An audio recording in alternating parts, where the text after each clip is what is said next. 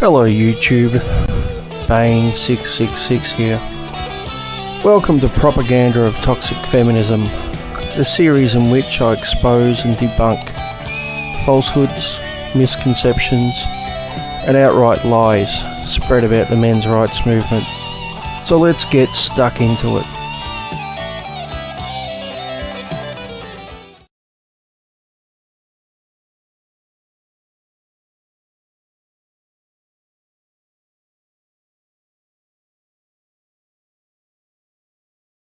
Okay, so let's start with something I came across by accident on a blog called Handbag Mafia. Interesting name. Anyway, the entry was called Mad Max Feminism and Fury, and once again makes the claim that MRAs are boycotting Mad Max Fury Road. This article is a few months old, so it came out when all that controversy was flying around the internet. So I left a quick comment just saying Erin Clary is not a men's rights activist and Return of Kings is a pickup artist site, not an MRA site. Just thought you might like some facts.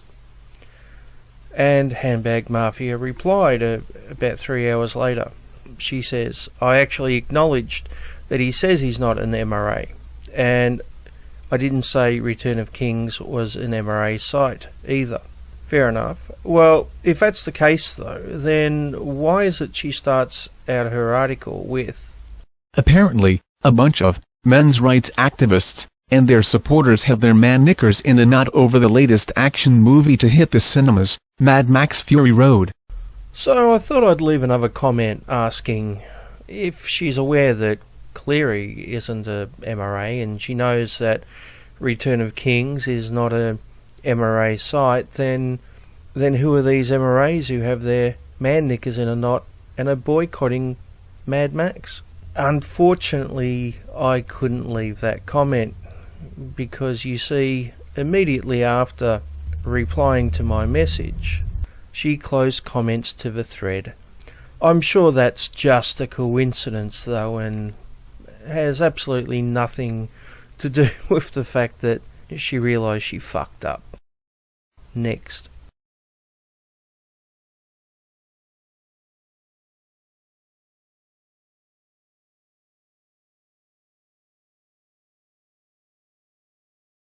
So you may remember a few months back now I featured an article from so-called fitness guru James Fell, in which basically he wrote nothing but an article filled with ad homs targeted at the men's rights movement, with nothing that really could be considered factual evidence or any kind of actual argument. Well, it seems he's at it again, this time with an article called The Worst Thing About Men's Rights Activism.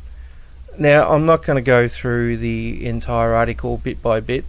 Vindicator has already done a fantastic job of that, so I'll link to his video below. If you want to see someone go through and tear it apart line by line, feel free to click on his video. But I will highlight a couple of key segments which I think should be pointed out. So first off, he starts by recommending what he considers to be the best takedown of the men's rights movement, which is an article on Cracked.com. Yeah, I think I pulled this article apart way back in Propaganda of Toxic Feminism. Was it 5 or 6 maybe? I can't remember, but it was over a year ago. And basically the author gets in a former white supremacist and Michael Kimmel, who is even more irrational than a white supremacist, a former white supremacist, and asks their opinion about the men's rights movement. Yeah, as opposed to actually speaking to members of the men's rights movement, why not ask a former white supremacist and a fanatical, radical male feminist mangina? Makes perfect sense, right? So yeah, the article is of course full of inaccuracies and ad homs and all the other bullshit that you would expect from an article on Cracked, which interviews a white supremacist and Michael Kimmel. Like I said, I've already taken this one apart, so I'm not going to go through it again, but I just find it interesting that's what he considers the best takedown of the men's rights movement, which I think speaks volumes, not only for our critics in general, but most definitely of Mr. James Fell. But the one thing I do find interesting and wanted to point out about this new James Fell article is this particular paragraph. I, Sargent, and many others have endeavored to expose the toxic slew of misogyny that is MRA, and we've done a good job. MRAs are widely recognized as women-hating losers who don't actually care about the causes they profess to rally around. We've done the job well enough that a new trend seems to be popping up where guys walk, talk and quack like MRAs, but proclaim that they're not MRA because the movement has received the public tarnishing it deserves. The horrible return of King Sight being but one example. Want to rapidly become a pariah? Proclaim to be MRA. So he claims that people like himself and Sargent from Cracked have done such a good job exposing us that MRAs are now no longer using the MRA title. And he gives the perfect example of Return of Kings. Of course, Roosh V and Return of Kings were clearly stating that they weren't MRAs long before the Cracked article ever came out or James Fell ever started writing articles about us. And do you know why Return of Kings and Roosh V were claiming that they weren't MRAs? Because they're not fucking MRAs, that's why. And unfortunately James Fell, who is not the most intelligent of people, let's face it, all you have to do is read one of his articles to see that this guy is by no means a genius. He obviously can't tell the difference between the manosphere and a men's rights activist. And to be honest, I don't think he really cares, because it's all propaganda, right? If he can use someone who isn't an MRA as the perfect example of an MRA and promote a little bit of propaganda, why not? Right, James? But I think the fact that he's been called out on it so many times has now led him to this claim that MRAs are just abandoning the title and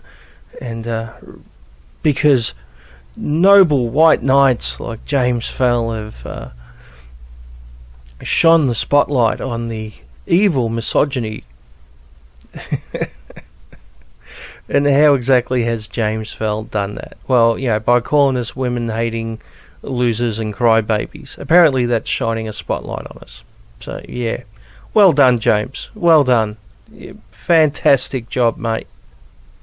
Fantastic. But he does go on to say that because he's exposed us so well, that he's actually created a problem.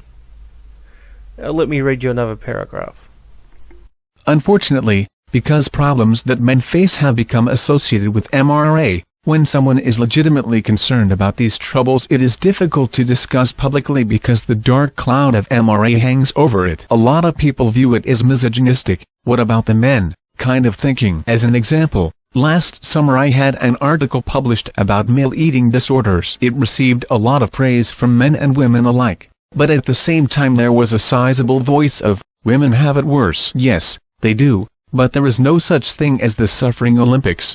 And a little bit further into the article it says, but some think suffering is a competitive event, because when I posted the Bigorexia piece there were negative comments that this wasn't something we should cry about, and that we needed to call the ambulance, because women suffered from this more than men do. I guess those people didn't notice that I've written numerous times about the eating disorder promoting and body shaming culture that is specifically targeted at women, because I share one article about how some men face similar problems and it gets cut down. Now I find the irony here extremely funny, considering last year James Fell wrote an article for Time magazine in which he said Imagine a kid who got a cone with 3 scoops of ice cream in it. Good flavors, too, like peanut butter chocolate, plus a scoop of cookie dough in a waffle cone. And then this child whines about the lack of chocolate sprinkles on top. Welcome to the men's rights movement. Yes, that's right, James. Caring about bodily integrity and male suicide, male homelessness, parental rights, and getting a fair sentence, an equal sentence to what women get in criminal cases. Apparently all that is just wanting sprinkles on top of your ice cream. Of course it is, James. But I find this exceptionally funny that James is now being subjected to the same feminist bigotry that he has subjected us to in the past. But James, being of either limited intelligence or a completely dishonest asshole, has decided to blame us for it. Of course, it's our fault, isn't it, James? The fact that society doesn't take men's issues seriously, and has never taken men's issues seriously, that's our fault. Even though feminism has clearly had the loudest voice for at least the last 40 years, and has influence in the media and in education and in the government, and has done literally nothing for the rights of men, that's somehow our fault, even though realistically we're only a new grassroots movement. Yeah. Makes perfect sense, James. Next.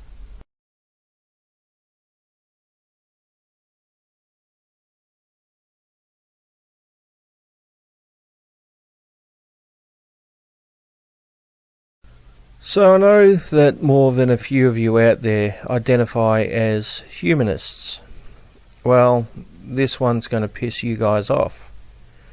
The article is titled, Sounds nothing like humanism, MRAs and mass shootings. I see it's going to piss me off too. Anyway, let's get stuck into it. American Humanist Association President Rebecca Hale has a catchy saying to succinctly explain humanism to people who may be sympathetic to the life stance but have never heard the term. When a famous intellectual or celebrity makes a comment about the moral imperative for treating people justly and equitably, Hale quips, sounds like humanism. As a philosophical tradition, humanism spans centuries of thinking about our shared humanity and how we can derive our morality from reason and empathy without the supernatural. Part of humanism's moral imperative is to recognize inequality, whether based on economic class, gender, race or sexual orientation or identity, and work to create a society that ends injustice. But that's a mouthful to say, so the phrase, sounds like humanism, is a witty way to identify humanist ethics in everyday life. The American Humanist Association even built a successful Facebook campaign around it. Okay, so far so good. I actually agree with all of this, but I suspect we're going to be encouraged to drink the Kool-Aid any second now. Next. Unfortunately, sometimes I feel as though I need a similarly catchy phrase to distinguish what is not humanism. Recently, certain individuals have appropriated the term, humanism, in an attempt to legitimize their anti-women, anti-feminist message. Note, as per usual, we have anti-feminists and anti-women being equated. Obviously, you can disagree with feminist ideology without hating women. Next. Masquerading as activists for men's rights, these people do not concern themselves with serious problems faced by men in the United States today, such as the disproportionately high incarceration rates for black men or the shocking percentage of workplace injuries that lead to fatalities for male workers.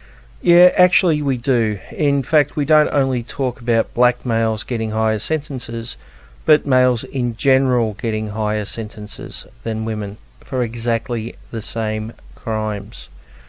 Of course, when we try to raise these issues, and others like male suicide, parental rights, and male homelessness, we are called privileged whining man-babies by self-entitled feminists, who then try to silence us. But I'm guessing she's not going to mention that. Oh no, couldn't be fair and criticise the actions of feminists now, could we? Next. Instead, they spout regressive, sexist views on the internet that blame feminism and women for society's ills while promoting a version of masculinity that applauds men who can coerce women into dating and having sex with them. And here we have the mandatory false connection to the pickup artists. So predictable. Next.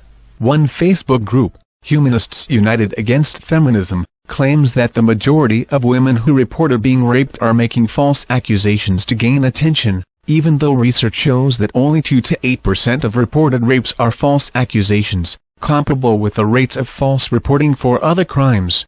Okay, so as is fairly common in these types of articles, the author links to the Facebook page, but not the claim, making it incredibly hard to find, as that particular post could be years old. I did, however, have a look at the Humanists United Against Feminism Facebook page in general. But before dealing with that, let's get these false rape claims out of the way once again. As I've stated what feels like hundreds of times by now, the 2 to 8% figure is weak. And the simple truth is, most rape cases, the vast majority of rape cases, are not proven one way or another. The true percentage of false or real claims is simply unknown, and anyone who claims to know for sure with any accuracy is either a fool or a liar. That simple. But for argument's sake, if we were to accept the 8% as factual, that means roughly 1 in every 12 cases is false. That doesn't sound insignificant to me. And of course, we are just talking about those cases that are proven false, not those false cases that slip through the system. Imagine for a second that someone claimed that 1 in every 12 African Americans arrested by police was shot or otherwise needlessly violently assaulted. Would the numbers be insignificant then? It shouldn't be. What about something less severe like 1 in 12 African Americans accused of a crime is actually innocent? Should we all collectively be outraged over something like that? Of course we should. And many people would be using it as proof positive of systematic discrimination.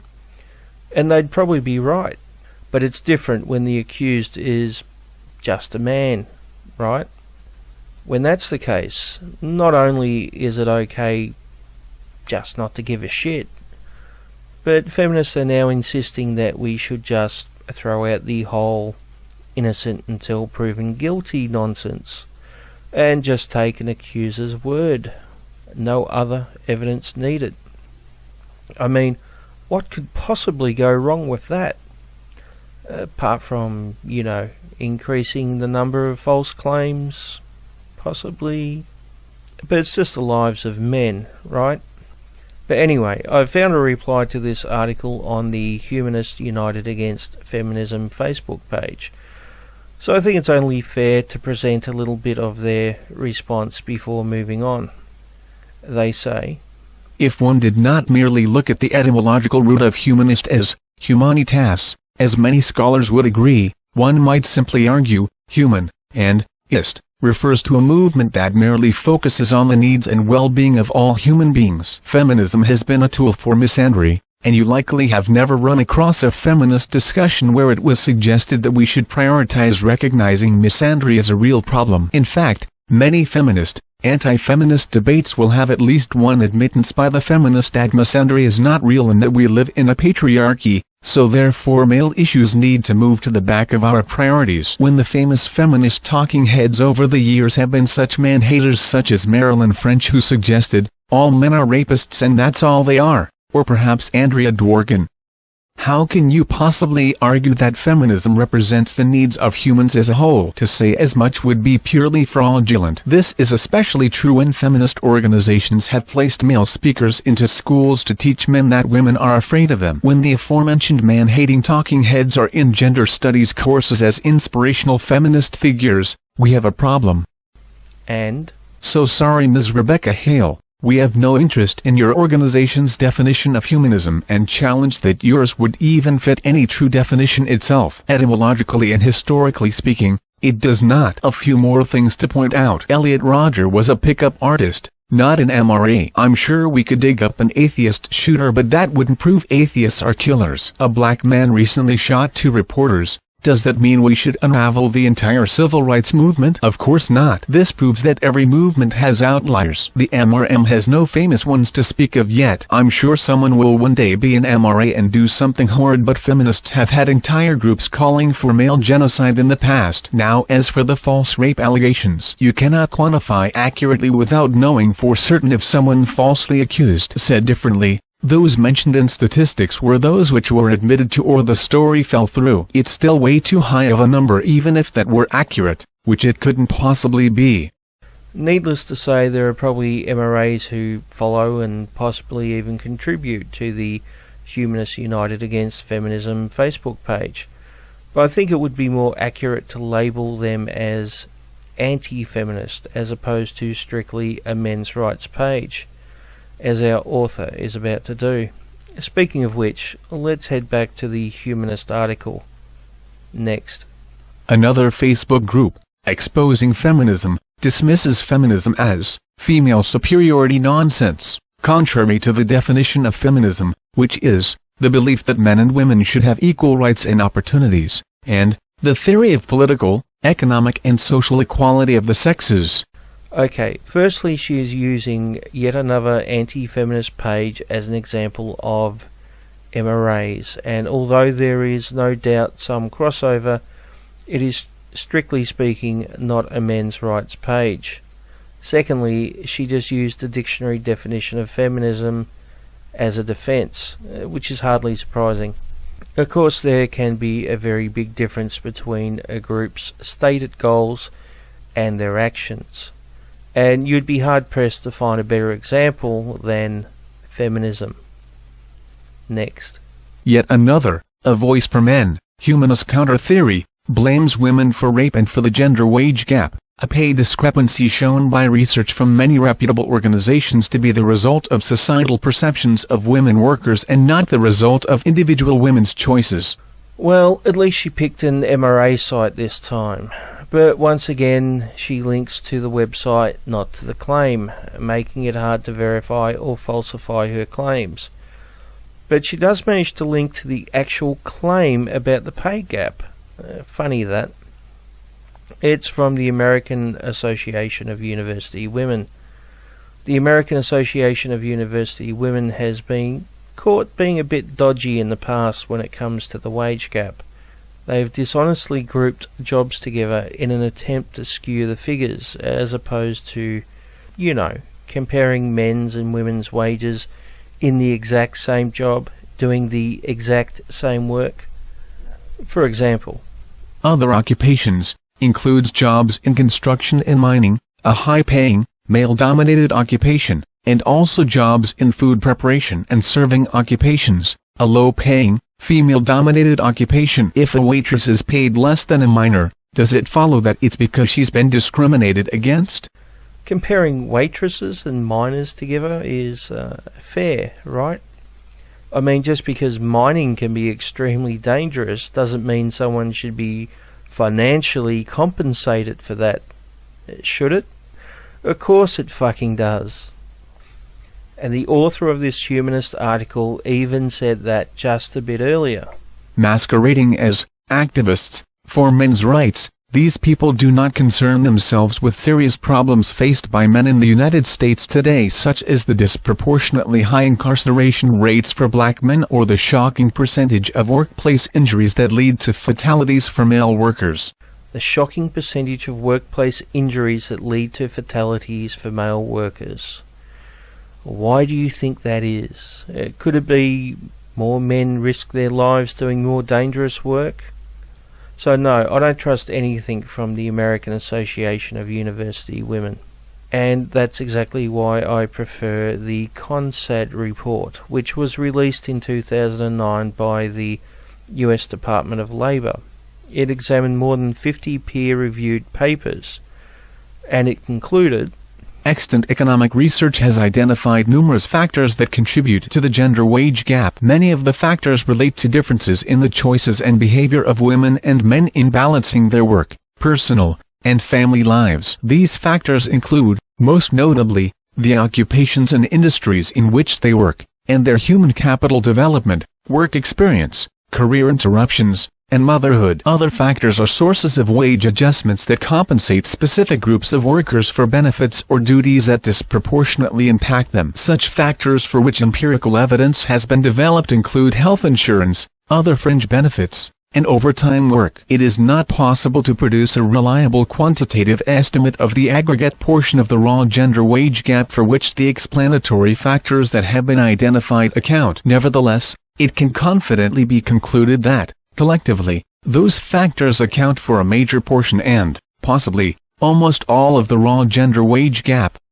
Oh, and by the way, it's been illegal to pay women less for the same work for over 40 years now. Next. Users on A Voice for Men's forum describe relationships between men and women as hunter, male, prey, female, mating dynamics, as though women are objects to be pursued and not human beings, with the implication that successful men are those who can capture as many women as possible. So she actually links to the claim this time, and not just the site, so I'm actually able to examine her claims. The thread she links to starts off with a post, stating, "An honest question from an average Joe. Greetings all. I am an average guy in my late 30s. I've noticed something since I was a teenager that has bothered me a little, and I really haven't had the nerve or the avenue to ask about it until now. So here goes. I've noticed that many women seem to want all of the same opportunities they think are afforded to men while maintaining all of the privileges traditionally afforded to women. I've asked over and over again, why, if women can do everything I can do I need to keep paying their way if we are dating? Also, why, if women are equal to me, am I expected to defend their honor? Aren't they capable of doing that themselves? Also, why, if women are equal to me, must I most often be the one who pursues them?" I've really received a straight answer I've also never really asked. I'm single and never been married, mostly because that is how I like living, but also because I just don't see the point of playing a somewhat tired and rigged game. So please folks, let me know what you think, good or bad. Now that's what I'd consider a fair comment with some reasonable questions, but let's get to the hunter-prey bit. It appears in a reply later in the same thread. It reads, "Feminists claim hunter male/prey female mating dynamics are learnt and can be unlearnt. Reality and history shows us that they aren't and they can't. So you still have to get your ass across the bar and say hello and do your best to cough out something half interesting." Now strangely, the delusional author of the Humanist article reads this as, and I quote, "As though women are objects to be pursued and not human beings, with the implication that successful men are those who can capture as many women as possible." Wow. Seriously fucking wow. Where did the commenter on AVFM say anything like that? His comment is fair and factual. Most of the time the mating game is initiated by men, not because we see women as objects or wish to capture as many as possible, as our delusional humanist feminist author claims, but because women typically don't initiate the dating game. They leave it up to men to make the first move and risk rejection. But by all means, ladies, start doing your part. I fully encourage you to start risking your egos and start making the first move. Or should I start a hashtag called "Femininity So Fragile"? Next. While these groups may at first seem ridiculous, humanists should not dismiss them completely, largely because they are attempting to claim the term humanism to promote their anti-women agendas. Once again, let me stress, being critical of feminist ideology is not the same thing as being anti-women. Just like hating Nazis doesn't mean you want to kill all Germans. Next. Humanists should also be concerned because, even though there are individuals in the men's rights movement who identify as religious, many also identify as atheists. agnostics or non-religious, while atheists and humanists are often quick to rightly criticize the sexism of the religious right. The vitriol spewed towards women by non-religious men's rights activists, MRAs, should also be a wake-up call to combat sexism within the secular community. None of which she has demonstrated. Disagreeing with feminism is not the same as sexism. Next. There is evidence that some of the perpetrators of recent mass shootings in the U.S. were motivated, at least in part, by the stud and tough guy images of masculinity upheld by men's rights activists. Really? And which MRAs are promoting this tough guy image? Name them. Next.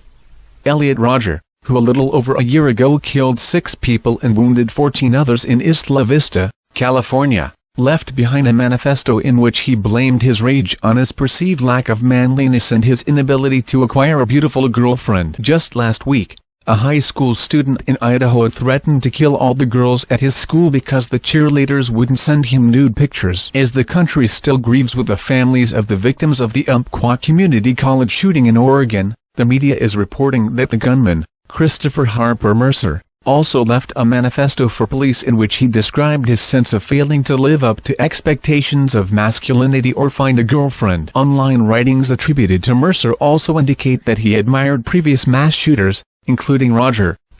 None of which has a single thing to do with the men's rights movement. Of course, this hasn't stopped dishonest assholes from trying to falsely associate us to just about anyone who's done something wrong. I covered Elliot Rodger yet again last episode, as well as a couple of articles on Mercer and their lack of evidence. And of course this has continued from The Australian.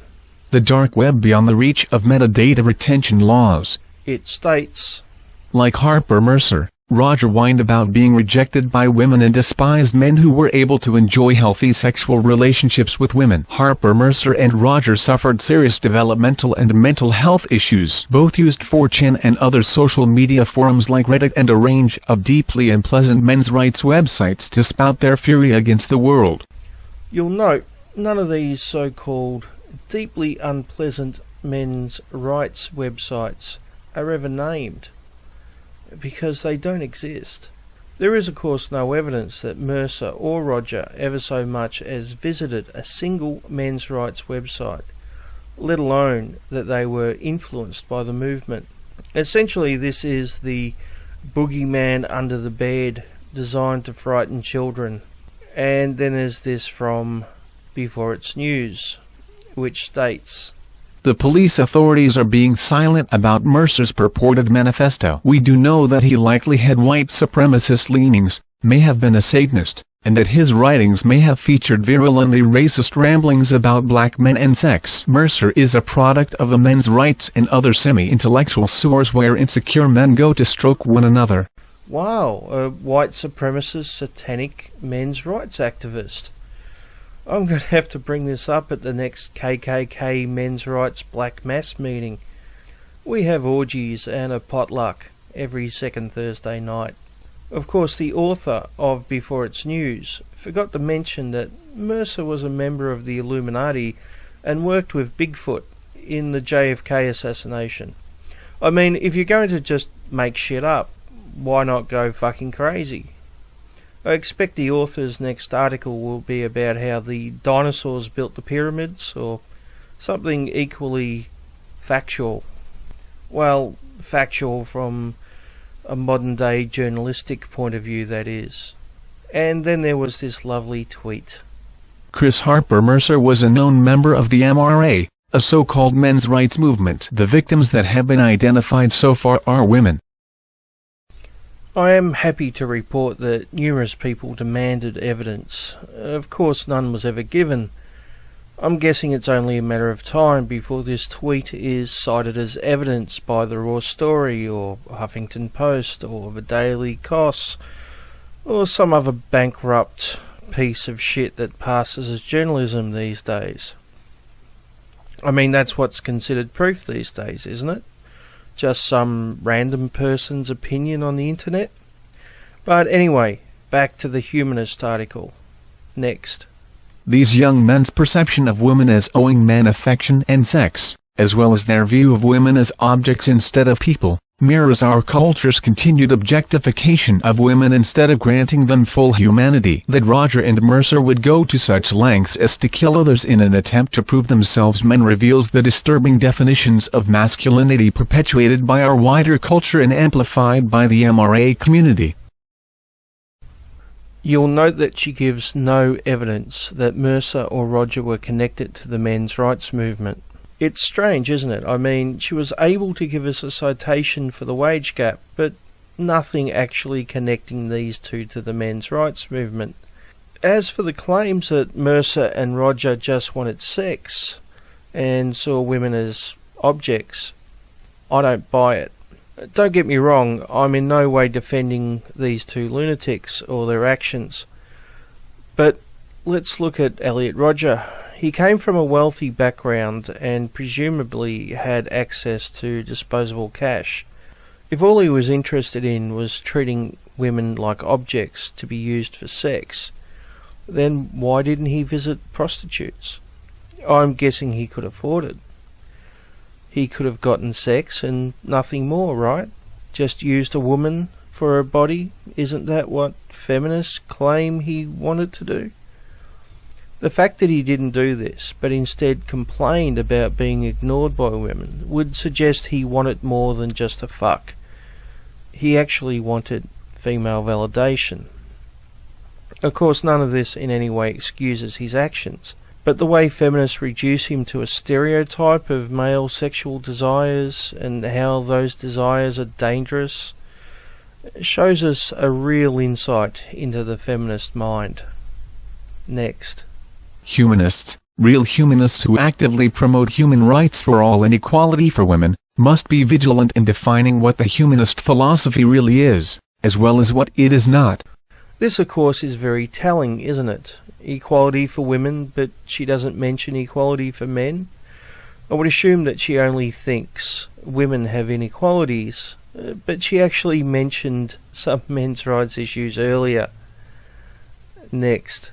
Humanism is most certainly inclusive of feminism, and the American Humanist Association's Feminist Caucus is an example of individuals of all genders and gender identities who identify as both humanists and feminists working toward women's equality. The American Humanist Association will continue to defend women's rights, especially from frequent attacks by the religious right to prevent access to necessary reproductive health care such as sexual education, contraception, and abortion. But threats to women's rights are now also coming from people who claim to be humanists, though the views they hold run contrary to the humanist philosophy.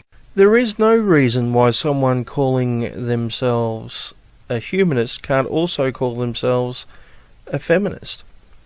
No doubt some feminist ideology may be considered incompatible with some humanist beliefs by some, but not all feminists are the same, or subscribe to the exact same ideology.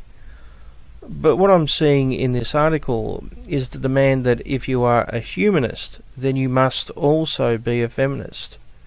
That you must subscribe to mainstream feminist ideology. And the demand that humanism shouldn't concern itself with the well-being of all humans, but almost exclusively focus on female issues. In essence, it's yet another case of feminism trying to take over yet another movement, and demand that its ideology is the only true ideology. And if this is the type of bullshit supported by the American Humanist Association, to be honest, they can just go fuck themselves. Next. Humanists must not let MRAs dictate the conversations surrounding humanism and feminism. Instead, we must continue our long-standing tradition of working toward women's equality and affirming solidarity with the feminist movement. And here we have yet another atheism plus. Fuck that bullshit. Next.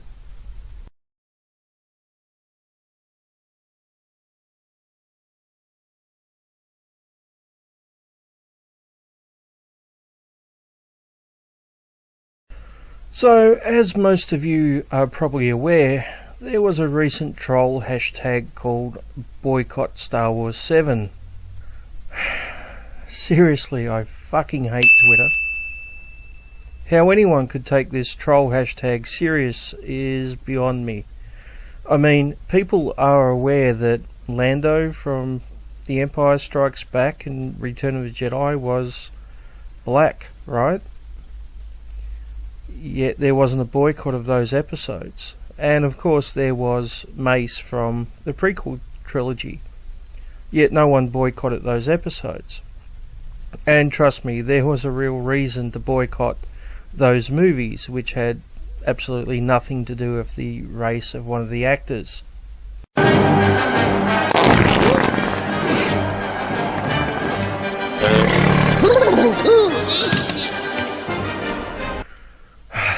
I hate Jar Jar even more than fucking Twitter.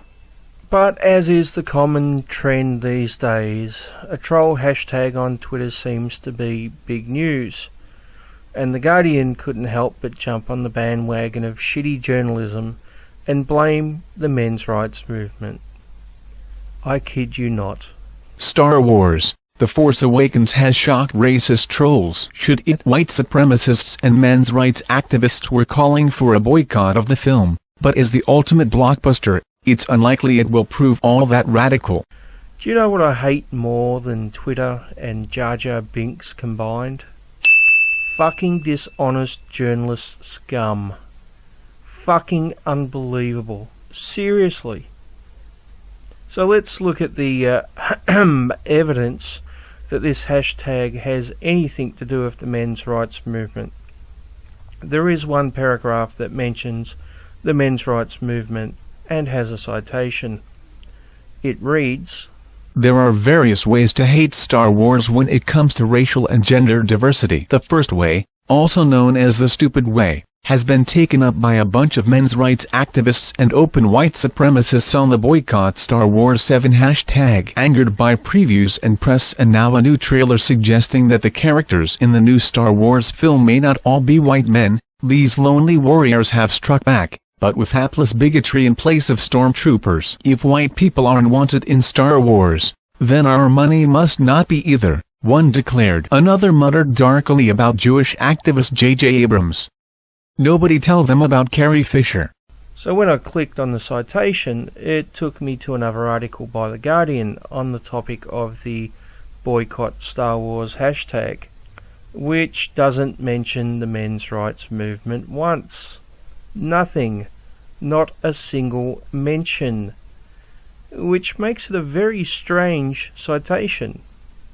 Even more so considering the title of the article actually states that it's a troll hashtag, which leads me to the unavoidable conclusion that the author of the first article just made up the connection to the men's rights movement. You know, like most journalists do. Well done, Guardian. Well done. Who cares about journalistic integrity, right? But it gets worse, as the author then goes on to interview someone called Jonathan Rosenbaum, who says, "The success of this movie convinced studio heads that movies should be made to sell merchandise, that antisocial 10-year-old boys are the viewers to target, and that anyone who thinks otherwise about movies can take a hike." He added, "If every existing print of Star Wars were burned to a crisp, just like Luke's aunt and uncle, I doubt that the world would be a much better place, because the changes it has helped to usher in are already part of the modern world. But I don't think I'd shed any tears."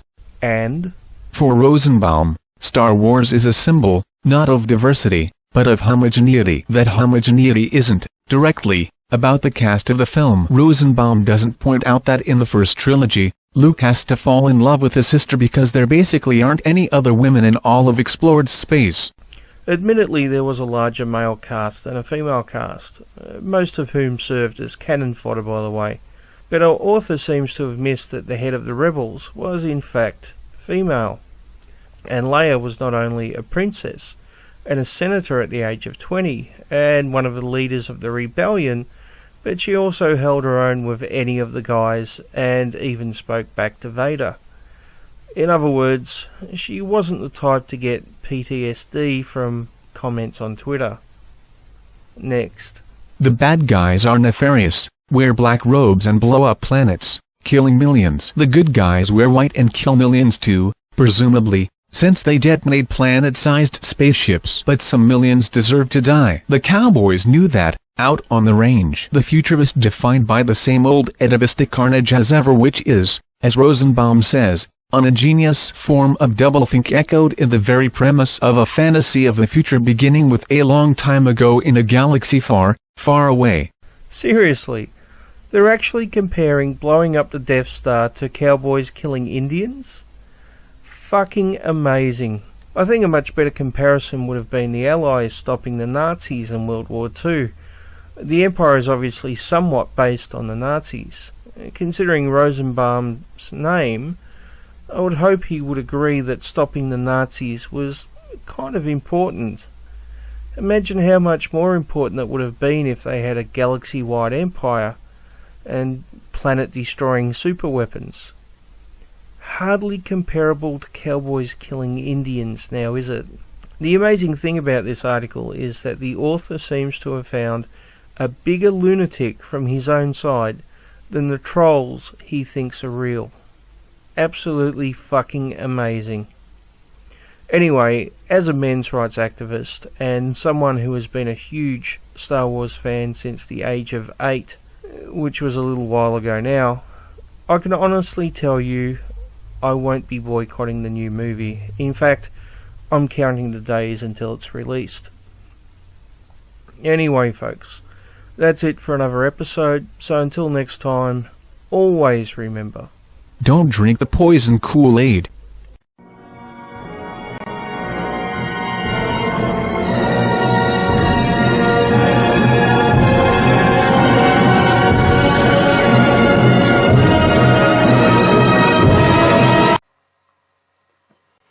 Right, so I haven't really done a video in a long time about the men's rights movement and basically sticking up for them against the bullshit that they have to go through in order to talk about men's rights. And a link to this article was sent to me, mainly because it's being promoted by Steve Shives.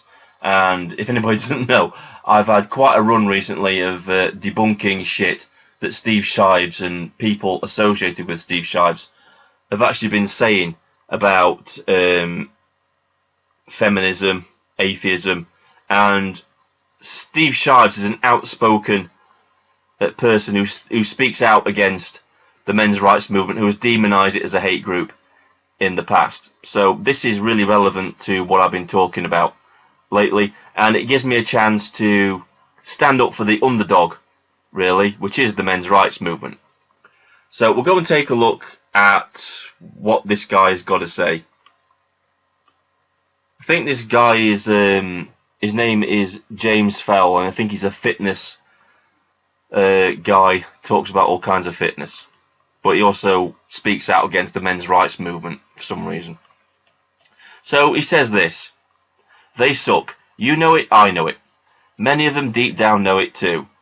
He's talking about MRAs here, and I don't think they suck. I don't think they know they suck, because the reality is they're talking about legitimate men's issues such as male suicide, the family court issue, and amongst other things which are important to them. So I wouldn't think they would think themselves sucking for talking about issues like that. And he goes on to say, I'm talking about men's rights activists. They suck like the gravitational field of a neutron star. I don't know. I don't think many people have actually sucked the gravitational field of a neutron star. I've written about them a fair bit, starting off with a viral piece for Time magazine that was praised on CNN television, and finishing off with a viral piece for my blog that resulted in threats of violence from MRAs. Now, I haven't checked out his blog, and his accusation that he received threats of violence from MRAs may be true, but I think it highly unlikely, since what he does later on this article. And he kind of equates MRAs with another group, which aren't MRAs really. So I'm kind of thinking that the threats he got were from those people and not from the MRAs that he's talking about here, because he uses MRA as a slur. He uses it to slur men who he thinks are haters of women, and misogynist. That's how he uses the MRA. So it's not really used properly in his article at all. That's why I'm a bit dubious about when he says he got threats from MRAs, because I don't think he did.